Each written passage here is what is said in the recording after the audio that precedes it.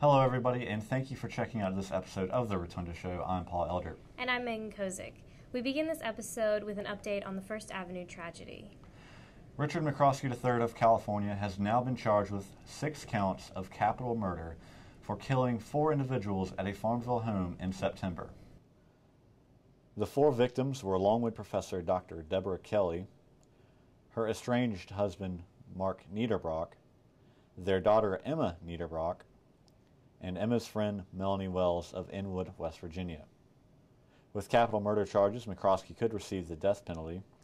Investigators also recovered several possible murder weapons from the scene, 2 of which included a ball-peen hammer and a wood-splitting maul. McCroskey is scheduled to appear in court in January. Republican Robert McDonald has been elected as the 71st governor of Virginia. McDonald earned approximately 59% of the vote, overshadowing his opponent, Robert Cray Deeds, who received the remaining 41%. Since the mid-'80s, Dr. James Jordan has been telling his students ghost stories about the Farmville community. Over 20 years later, it has been made an annual event right before the Halloween holiday.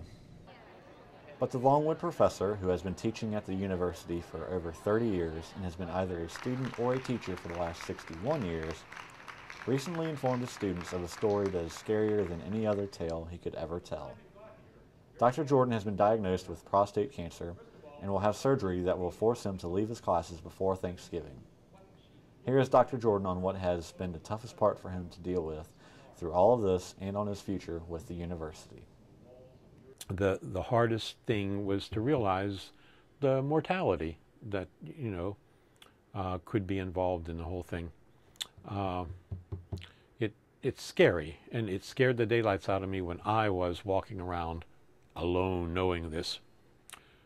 Now that other people know why, it's still scary. I'm still frightened, and I guess I wasn't very strong, and I'm still not very strong about it, but I feel a lot better now that other people are, helping, just in the sense of knowing they're helping, yeah. So that was the scariest thing, realizing that this is serious. Yeah, I have every intention of continuing to teach, because as I mentioned earlier, I'm an archaeologist. We don't have any hobbies. We don't go fishing. We don't fly kites.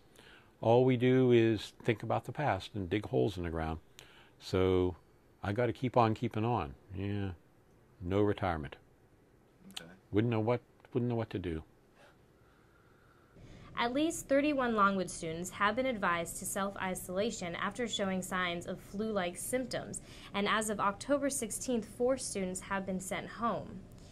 Later this semester, the health center plans to set up clinics where you can receive the H1N1 vaccine. These clinics will be set up in dorm residencies and Longwood-affiliated apartment complexes, as well as the Commuter Student Lounge and the Student Union. Remember, if you think you are having symptoms of the flu, you are advised to take the flu check test, which can be found on the health center's website. One Ambition recently held a benefit concert for Longwood freshman Clint Mooney. Mooney was paralyzed in a serious car accident last month. The local band said while promoting their new CD, they couldn't pass up the opportunity to support the Farmville resident.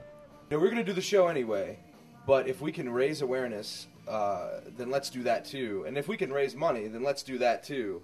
But really, we just want people to understand that this is not about us, it's about God first and foremost, but we really want to raise awareness.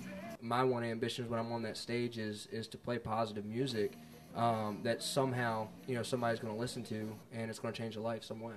One Ambition helped raise over $450 for Mooney. You can check out One Ambition at myspace.com. Longwood's patron saint statue of Joan of Arc valiantly riding a horse, fondly known as Joni on the Pony, was vandalized over the weekend of October 24th and 25th.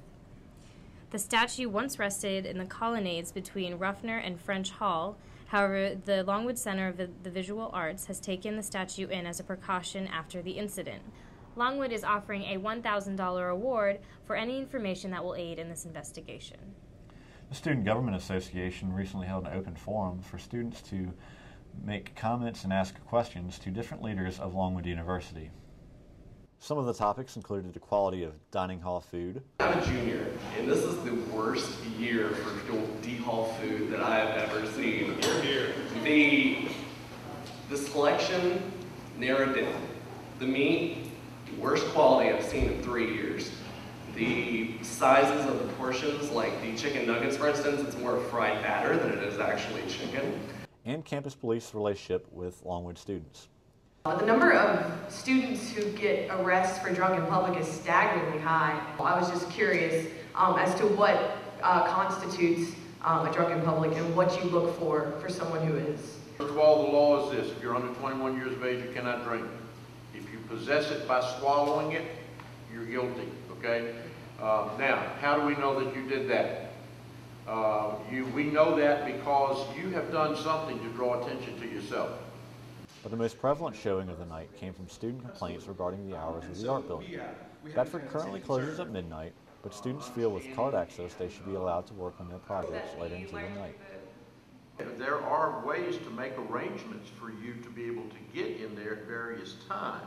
But the problem is we need to know who's there, especially the art building. Thanks for checking out this episode of The Rotunda Show. And please continue to check the website, therotundaonline.com. And make sure you pick up your copy of The Rotunda on newsstands today. I'm Paul Elder. And I'm Megan Kosick. Goodbye, everybody. See you next time.